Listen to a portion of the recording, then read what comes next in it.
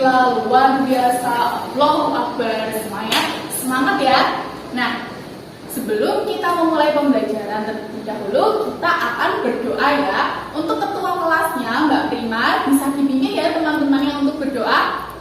Ya, dipimpin dulu ya teman-temannya untuk berdoa. Baik, terima kasih Mbak Prima sudah memimpin teman-temannya untuk berdoa. Nah, siapa hari ini yang tidak hadir dalam pembelajaran pada pagi hari ini? Alhamdulillah semuanya hadir ya. Nah, sekarang dicek dulu kanan kirinya yang ada sampah, bisa dibuang di depan kelas di tong sampah ya anak-anak. Berarti anak-anak sudah siap belajar ya. Jadi sudah dibuang sampahnya ke depan kelas di tong sampah, bukunya sudah disiapkan. Kita hari ini akan belajar tema baru nih. Tema berapa? Tema 3, peduli terhadap lingkungan. Subtema 1, hewan dan tumbuhan di lingkungan rumahku. Nah, sekarang bisa disiapkan ya bukunya ya. Buku tema 3, subtema 1, pembelajaran 1. Di mana nanti anak-anak akan belajar bagaimana menentukan daftar pertanyaan untuk wawancara. Nanti anak-anak bisa melakukan wawancara. Anak-anak juga bisa menguraikan karakteristik ruang dan pemanfaatan sumber daya alam. Kemudian yang ketiga, anak-anak itu nanti dapat menentukan juga bagaimana pemanfaatan sumber daya alam. Nah, di sini kita tinggal di kota Yogyakarta. Nah, kalau di kota Yogyakarta itu yang paling ikonik apa anak-anak? Ada gunung apa? Gunung Merapi. Nah, siapa yang pernah ke Gunung Merapi? Oh, semuanya sudah pernah ke Gunung Merapi ya? Nah, di sana itu ada apa aja ya anak-anak? Kalau di Gunung Merapi itu hewannya ada apa? Ada monyet. Terus kalau tumbuhannya banyak sekali tumbuhan yang tumbuh di Gunung Merapi ya. Ada pohon-pohon besar. Kita juga bisa melihat sawah di kanan kiri seperti itu ya. Nah, siapa yang pernah bertanya-tanya atau siapa yang pernah di Gunung Merapi itu menggunakan pemandu wisata atau pernah bertanya kepada pedagang-pedagang sekitar atau warga sekitar? Siapa yang pernah melakukan tanya jawab? Iya, biasanya melakukan tanya jawab apa? Bu, ini jual apa? Bu, di sini ada apa aja? Seperti itu ya. Kalau di Gunung Merapi biasanya ada apa? Jadah tempe. Nah, kita akan belajar kira-kira di sekitar kita itu kita di lingkungan seperti apa, kita di karakteristik ruang seperti apa, kemudian pemanfaatan sumber daya alamnya seperti apa. Nah, sebelum memulai pembelajaran, Ibu ada video pembelajaran yang akan anak-anak saksikan. Jadi anak-anak tolong perhatikan video pembelajaran yang akan Ibu lihatkan ya. Yuk coba diperhatikan ya. Video ini kita akan belajar tentang kenampakan alam. Kenampakan alam terbagi menjadi dua, yaitu kenampakan alam daratan dan kenampakan alam perairan. Yuk mari kita bahas. Yang pertama ada dataran tinggi. Dataran tinggi termasuk kenampakan alam daratan. Ayo, siapa yang pernah ke puncak? Puncak di Bogor termasuk dataran tinggi loh teman-teman. Dataran tinggi adalah daerah yang memiliki ketinggian lebih dari 500 meter di atas permukaan laut. Contoh lainnya adalah dataran tinggi Gayo di Aceh dan dataran tinggi Mula di Kalimantan Barat. Dataran tinggi memiliki ciri-ciri yaitu berudara sejuk sehingga dijadikan tempat rekreasi, memiliki udara kering dibandingkan wilayah lain, curah hujan lebih rendah daripada dataran rendah, dan pertaniannya dibuat darah sering.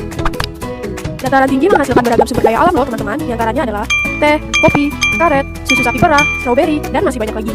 Kemudian, dataran tinggi sering dimanfaatkan untuk perkebunan, peternakan sapi, objek wisata, dan pembangkit listrik tenaga air. Nah, oleh karena itu, warga di dataran tinggi umumnya memiliki mata pencaharian sebagai petani, peternak, pekerja perkebunan, dan pemandu wisata. Selanjutnya ada dataran rendah. Sama seperti dataran tinggi, dataran rendah juga termasuk kenampakan alam daratan. Dataran rendah adalah daerah yang memiliki ketinggian kurang dari 500 meter di atas permukaan laut. Ciri-ciri dataran rendah diantaranya adalah tanahnya lebih subur sehingga cocok dijadikan lahan pertanian. Lebih banyak penduduk dibanding dataran tinggi. Tekanan udaranya lebih tinggi, terbentuk akibat proses sedimentasi. Sumber daya alam yang dihasilkan oleh dataran rendah umumnya adalah padi, pisang, jagung, tebu, dan kelapa sawit. Dataran rendah sering dimanfaatkan sebagai pemukiman penduduk, peternakan hewan, lahan pertanian, serta perkebunan dan industri. Mata pencaharian dataran rendah biasanya adalah buruh, petani, pedagang, peternak, dan pegawai perusahaan. Terakhir ada pantai. Pantai termasuk kenampakan alam perairan. Pantai adalah dataran di tepi laut dan merupakan batasan antara daratan dan perairan. Contohnya adalah Pantai Ancol di Jakarta dan Pantai Menganti di Jawa Tengah. Yuk kenali ciri-ciri pantai. Pantai memiliki tanah berpasir, terdapat tumbuhan yang memiliki akar napas seperti mangrove, terdapat beragam terumbu karang. Pantai biasanya menghasilkan sumber daya alam berupa garam, pohon bakau, pohon kelapa, dan rumput laut. Pantai cocok dimanfaatkan untuk tambak atau budidaya ikan, pertanian rumput laut, pertanian garam, dan objek wisata. Mata pencaharian penduduk di pantai adalah nelayan, petani garam, petani kelapa, dan juga peternak ikan. Nah, Anak-anak tadi sudah melihat video yang Ibu putarkan ya, bagaimana? Sudah paham? Sudah dicatat semuanya? Ya, Ibu ulangi lagi ya. Tadi di video itu sudah ada apa aja informasi pentingnya. Di video kita belajar tentang apa? Mbak Vika, karakteristik penampakan alam. Tadi ada berapa karakteristiknya? Coba Mas Awal ada berapa? Ada 2, Ibu tuliskan ya. Ada 2 karakteristik. Apa aja tadi? Coba Mas Ferry, apa saja 2 karakteristik? Ada daratan, ada perakiran.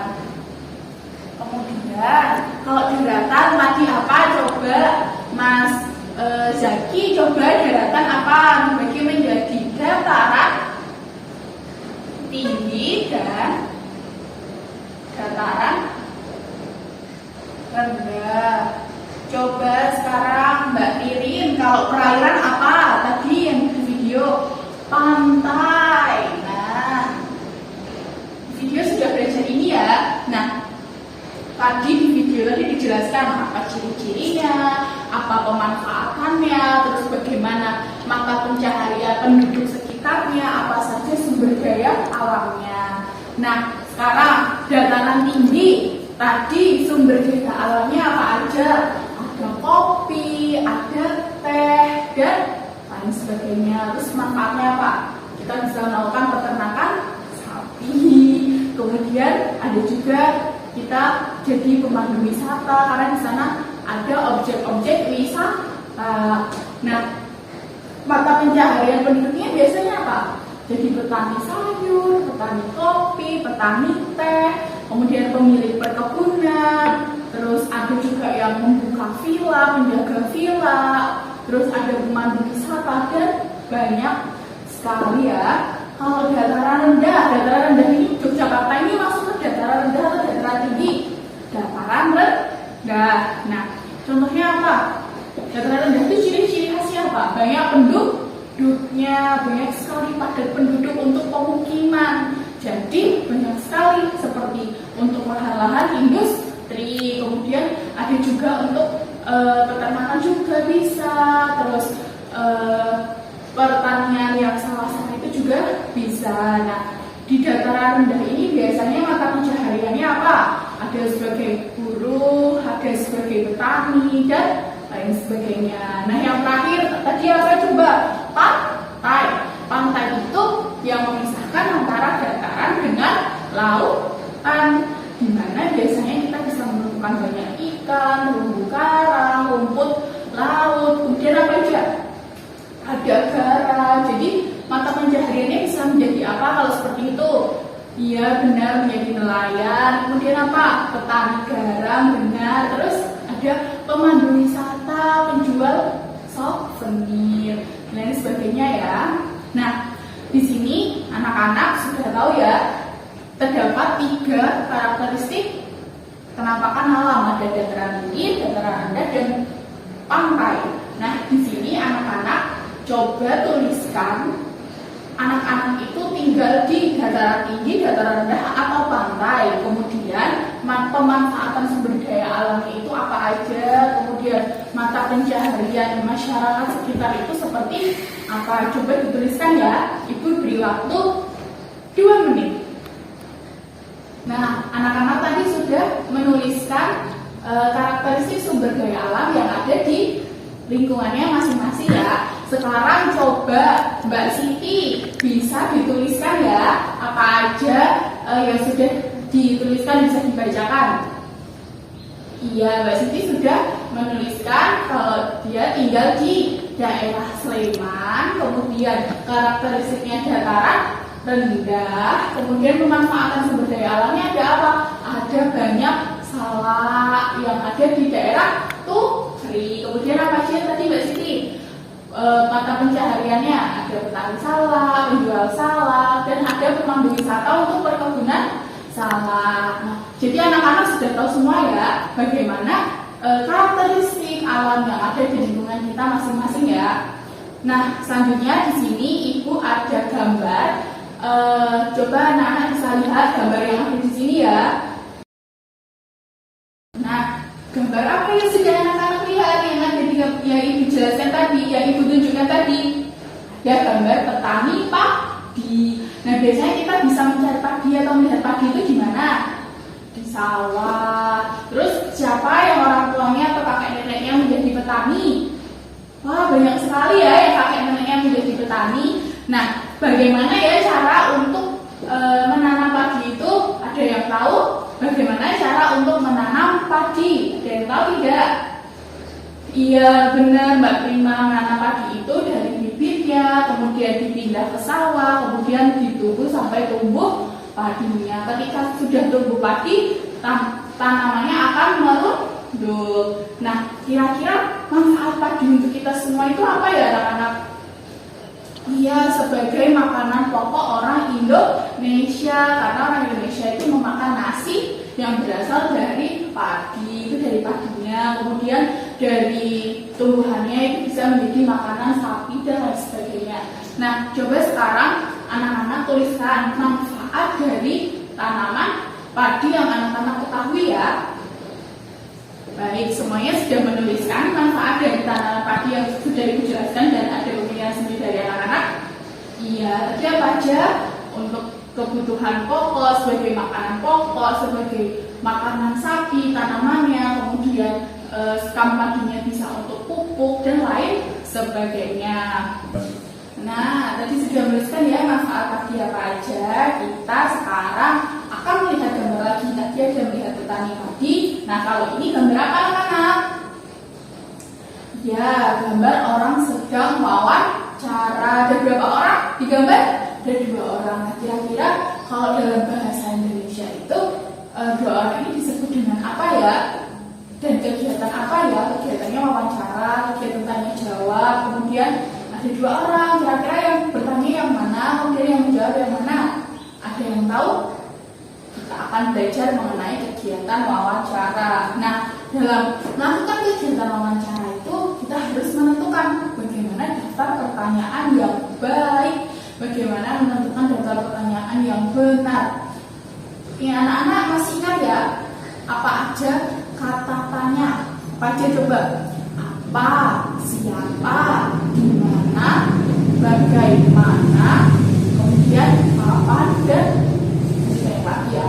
Nah, dalam menentukan daftar pertanyaan dalam melakukan wawancara itu harus sesuai dengan topik yang akan kita lakukan wawancara. Misal kita akan melakukan wawancara dengan penjual gorengan, berarti kita harus menanyakan terhadap penjual gorengan itu yang sesuai apa saja kalimat-kalimat pertanyaannya. Kalau kepada pembuat kue bolu begitu, contohnya bagaimana ibu cara membuat kue bolu, itu bisa dimengerti anak-anak. Itu saya jelaskan ya bagaimana cara menentukan daftar pertanyaan yang benar. Nah, sebelum melakukan wawancara itu kita harus apa dulu? Yang pertama, anak-anak itu harus menentukan tema. Yang kedua, anak-anak itu harus tahu siapa yang akan menjadi sumber informasi. Nah, kita yang akan melakukan wawancara itu disebut dengan pewawancara, sedangkan yang akan kita tanyai atau yang akan memberikan informasi itu disebut narasumber. Benar Mbak Bima, narasumber. Nah, sebelum melakukan wawancara itu kita juga harus tahu dulu, kita harus membaca dulu dengan narasumbernya, misalnya itu kapan. Kita juga sudah memberikan sedikit gambaran kita akan mewawancara tentang apa, seperti itu. Kemudian dalam melakukan wawancara kita juga ada sopan santunnya, kita menggunakan pakaian yang rapi, kemudian kita juga memperkenalkan diri, berterima kasih ketika sudah terjawab semua daftar pertanyaan yang kita berikan, dan kita juga harus hormat atau kita harus sopan santun kepada narasumber. Setelah melakukan wawancara, anak-anak itu harus menuliskan hasil wawancara di lembar laporan wawancara yang biasanya sudah ada formatnya, bagaimana hasil wawancara yang sudah anak-anak lakukan itu anak-anak tuliskan di lembar laporan seperti itu ya. Nah, sekarang anak-anak ibu bagi menjadi 8 kelompok. Baris 1 dan baris 2 bisa menjadi satu kelompok segera berkumpul ya. Diputar kursinya, baris 3, 4 bisa juga seperti itu. Jadi baris 1, 2, 3, 4, 5, 6, 7, dan 8 ya. Itu menjadi satu kelompok yang anak bisa dipahami. Ya, segera ini ya anak-anak segera dibuat kelompoknya. Nah, anak-anak sudah bergabung menjadi satu dalam kelompoknya ya. Sekarang ibu bagikan lembar kerja nanti bisa diskusikan oleh kelompoknya. Di sini ada nomor 1 dan nomor 2 yang bisa didiskusikan ya. Nah, ada yang kesulitan dalam melakukan diskusi. Coba nomor 1, ada yang kesulitan? Aman ya? Sudah sampai mana? Sudah sampai nomor 2. Kelompok 2 ada yang kesulitan? Tidak. Nanti kalau ada yang kesulitan bisa tanya ke ibu ya.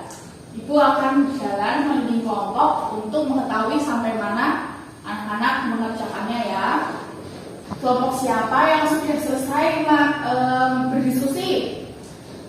Semuanya sudah selesai?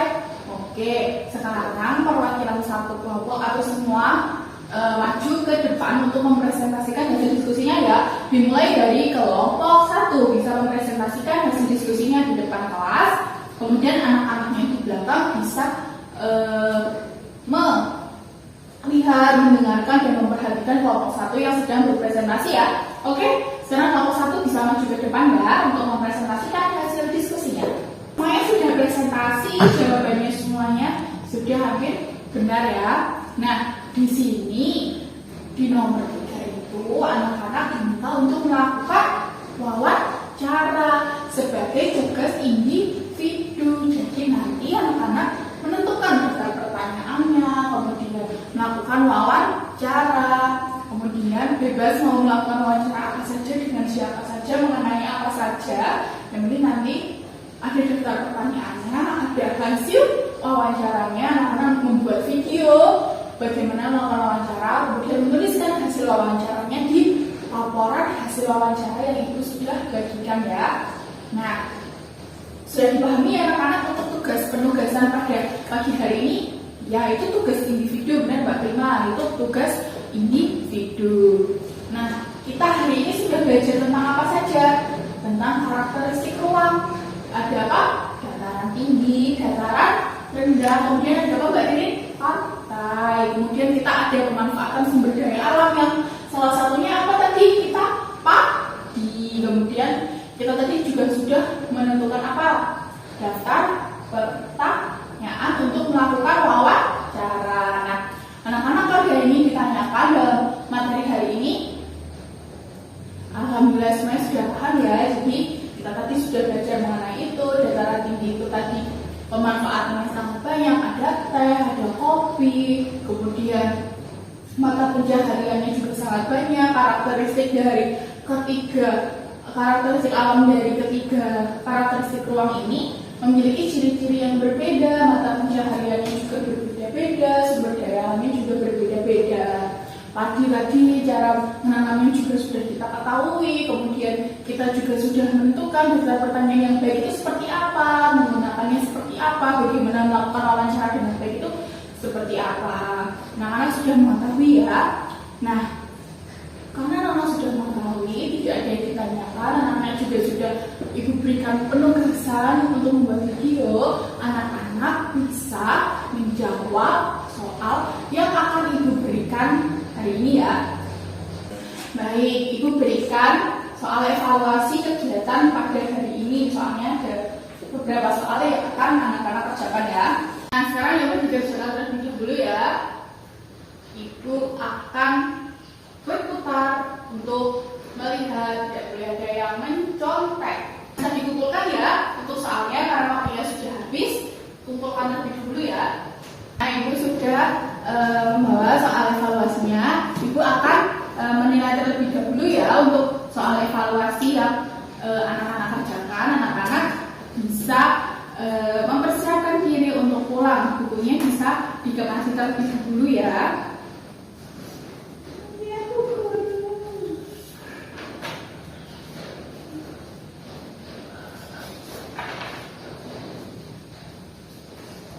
Baik, alhamdulillah semuanya nilainya bagus-bagus semua ya. Berarti anak-anak sudah paham ya untuk materi pembelajaran pada pagi hari ini. Nah, sebelum kita mengakhiri pembelajaran pada pagi hari ini, karena waktu pembelajaran kita juga sudah hampir selesai, kita bisa berdoa terlebih dahulu ya. Untuk ketua kelasnya tadi bisa dibimbing teman-temannya untuk berdoa ya. Baik, terima kasih sudah membimbing teman-teman yang untuk berdoa ya. Terima kasih ya yang sudah berpartisipasi pada pembelajaran pada hari ini. Semoga materi yang Ibu berikan dapat bermanfaat untuk anak-anak semua, dapat diamalkan dalam kehidupan sehari-hari. Nah, karena tadi sudah melakukan diskusi kelompok, Ibu akan berikan reward untuk anak-anak yang sudah maju ya. Jadi semuanya mendapatkan buku pembelajaran. Ibu akan bagikan ya. Nah, ini sisa bukunya akan Ibu simpan. Oh, untuk sisa bukunya Ibu akan bagikan kepada yang mendapatkan nilai paling tinggi dalam tes evaluasi. Nah, nilai yang paling tinggi itu diberikan kepada Mbak Prima. Beri tepuk tangan ya untuk Mbak Prima. Kemudian ada Mbak Vika. Nah, terima kasih anak-anak. Semoga buku yang diberikan juga bermanfaat ya. Terima kasih. Wassalamualaikum warahmatullahi wabarakatuh.